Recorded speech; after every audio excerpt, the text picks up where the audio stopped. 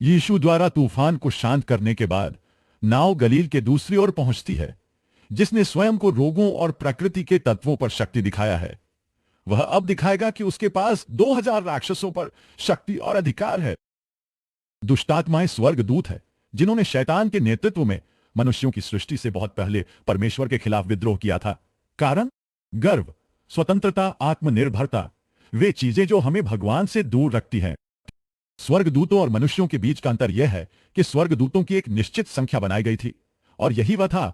स्वर्गदूत प्रजनन नहीं करते हैं, स्वर्गदूत गुणा नहीं करते हैं, स्वर्गदूत भी नहीं मरते हैं। बाइबल में आप जिन स्वर्गदूतों और दुष्टात्माओं को पाते हैं, वे वही है जो हजारों वर्षों से आसपास है, क्योंकि वे किसी बाहरी उत्तेजना या प्रलोभन के शिकार नहीं थे, जैसा कि आदम और हव्वा थे, जिन्हें सांपों के वेश में शैतान द्वारा लुभाया गया था। और इसलिए भी कि वे मरे नहीं थे, इसलिए पाप करने वाले स्वर्गदूतों के लिए कोई क्षमा या उद्धार नहीं है। लेकिन मनुष्यों के लिए अभी भी है। कॉमिक्स और फिल्मों में आप जो देखते हैं, उसके विपरीत राक्षस नरक में नहीं रहते हैं। वे स्वर्ग और पृथ्वी के बीच चक्कर लगाते हुए घूम रहे हैं और उन सभी का विरोध कर रहे हैं जो परमेश्वर के हैं। क्या परमेश्वर बचाना चाहता है? क्या परमेश्वर बचाना चाहता है? राक्षस विनाश करना चाहते हैं? क्या परमेश्वर उद्धार करना चाहता है? राक्षस गुलाम बनाना चाहते हैं? क्या परमेश्वर राहत चाहता है? राक्षस परेशान होना चाहते हैं? लेकिन दुष्टात्माएं न केवल मनुष्यों को प्रभावित या हानि पहुंचाती हैं, वे लोगों पर हावी हो सकती हैं, लोगों पर आक्रमण कर सकती हैं, उनके शरीर पर आक्रमण कर सकती हैं, जैसा कि उन दो पुरुषों प्रक्रियाओं के साथ हुआ था जिनका सामना यीशु ने गदर के क्षेत्र में उतरते ही किया था। कब्रों के बीच पागल, विक्षिप्त रहने वाले इन पुरुषों पर 2000 राक्षसों ने अधिकार कर लिया था। दुष्टात्माएं तुरंत यीशु को परमेश्वर के पुत्र के रूप में पहचान लेती हैं और उसकी पूजा करती हैं। वे उससे पूछते हैं कि वह अपने समय से पहले उन्हें परेशान करने क्यों आया था। जी हां, क्योंकि एक दिन ऐसा आएगा जब शैतान और उसके स्वर्गदूतों को आग की झील के लिए दोषी ठहराया जाएगा, जो मूल रूप से उनके लिए तैयार किया गया था, न कि मनुष्यों के लिए। यीशु ने उन दो लोगों को राक्षसों को बाहर निकालकर मुक्त कर दिया और दुष्टात्माओं को 2000 से अधिक सूअरों में प्रवेश करने की अनुमति दी जो उस स्थान पर थे। सूअर संसाधित, पागल, क्रोधित खुद को चट्टान पर फेंक देते हैं और समुद्र में डूब जाते हैं। फिर वे पुष्टि करते हैं कि राक्षसों के पास जो पेशा है हत्या और विनाश करना। अब ये दोनों लोग पूरी तरह से अपने स्वयं के आत्मनियंत्रण में मुक्त हो गए हैं और अपने सही दिमाग में हैं और यीशु से बात कर रहे हैं। इस बीच सुअरों की देखभाल करने वाले लोग शहर के लोगों को यह बताने के लिए शहर में पहुंचे कि क्या हुआ था। उस जगह के लोग तुरंत यीशु से मिलने आते हैं, लेकिन यह दो जीवन बचाने के लिए, उसे मनाने या धन्यवाद देने के लिए नहीं है। लेकिन वे 2000 सूअरों के नुकसान का शोक मनाने आए थे, इससे पहले कि यीशु की उपस्थिति ने अधिक नुकसान पहुंचाया। वे यीशु को वहां से बाहर निकलने के लिए कहते हैं। आप शायद ऐसा ही करेंगे यदि आप यीशु की तुलना में सूअरों को अधिक महत्व देते हैं। लेकिन जब कुछ अपने सूअरों से चिपके रहते हैं, तो अन्य लोग एक बीमार दोस्त को यीशु के पास मुक्त करने के लिए लाने की पूरी कोशिश करते हैं। लेकिन यह वह कहानी है जो मैं आपको अगले 3 मिनट के लिए बताने जा रहा हूं कि 3 मिनटों में आपने यीशु को यह प्रदर्शित करते हुए देखा है कि उसके पास दुष्टात्माओं या गिरे हुए स्वर्गदूतों पर, समुद्र पर, हवाओं पर, तूफान के ऊपर शक्ति है। अब वह प्रकट करेगा कि वह लोगों के विचारों को जानता है और उसके पास पापों को क्षमा करने का अधिकार है। क्या तुम्हें अभी भी संदेह है कि हम परमेश्वर द्वारा मनुष्य बनाए जाने से पहले हैं? लकवाग्रस्त के दोस्त बीमार आदमी को यीशु के पास लाने की पूरी कोशिश करते हैं।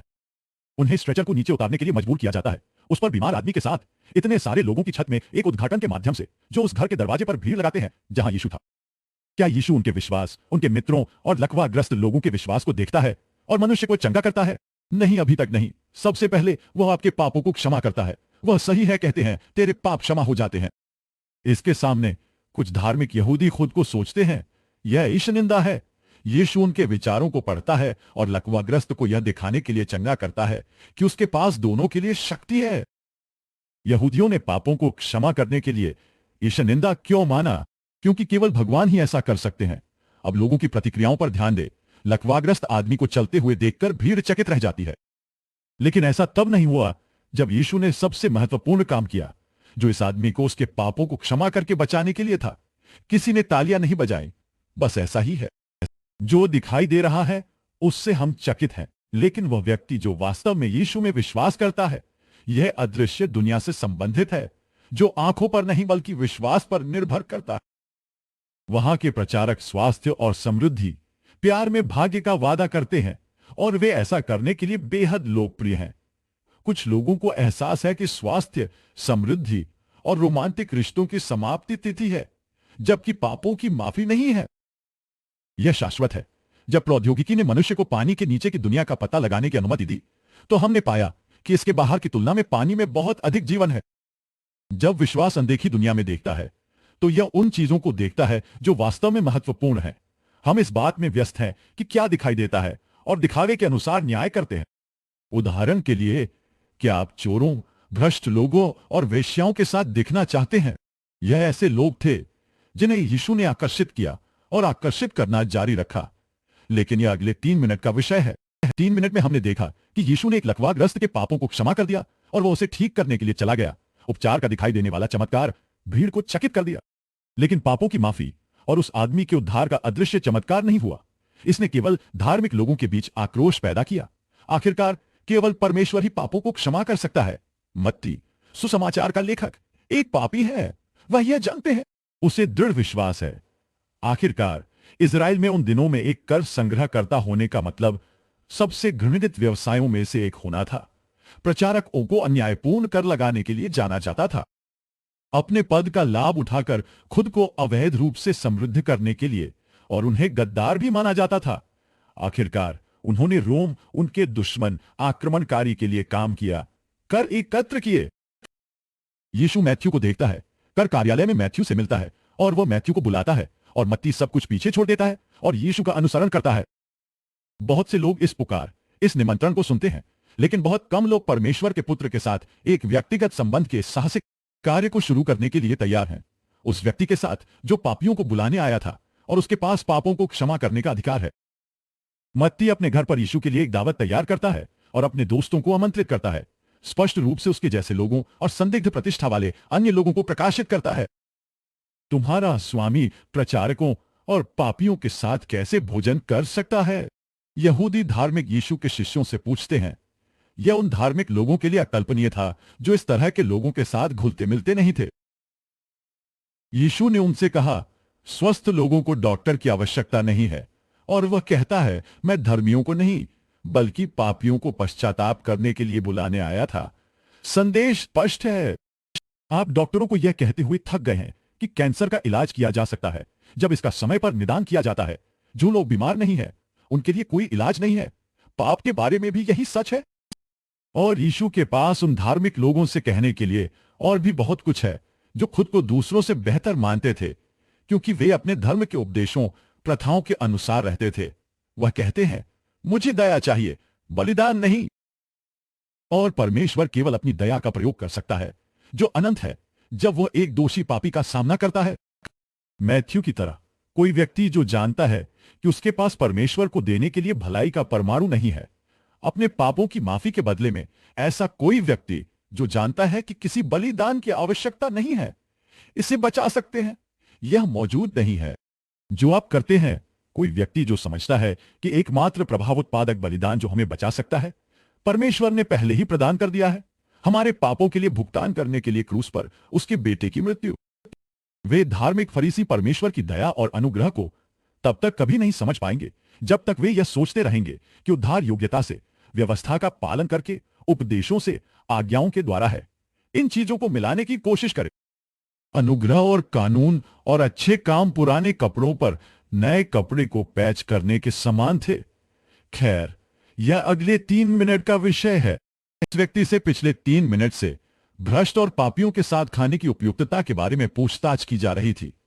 वह एक और झलक दिखाता है कि वो वास्तव में कौन था, दूल्हा। जब कुछ लोग पूछते हैं कि यूहन्ना बैप्टिस्ट के शिष्यों ने उपवास क्यों किया और यीशु के शिष्यों ने क्यों नहीं किया, तो यीशु अतीत और वर्तमान के बीच एक स्पष्ट अंतर खींचता है। दूल्हे के मेहमानों के लिए अब उपवास करने का कोई मतलब नहीं था, क्योंकि दूल्हा उनके साथ था। किसी भी अच्छे यहूदी समझने वाले के लिए संदेश स्पष्ट था। पुराने नियम में भगवान को दूल्हा कहा जाता है। यहां यीशु भी अपनी मृत्यु की घोषणा करता है। एक दिन आएगा जब दूल्हे को फेंक दिया जाएगा। इससे पता चलता है कि उनकी मृत्यु इतिहास की दुर्घटना नहीं थी, बल्कि कुछ ऐसा था जो एक बहुत बड़ी योजना का हिस्सा था। लोगों को यह समझने की आवश्यकता थी कि यहां तक कि यूहन्ना बैप्टिस्ट ने भी परमेश्वर के लिए मनुष्य से निपटने का एक तरीका स्थापित किया था।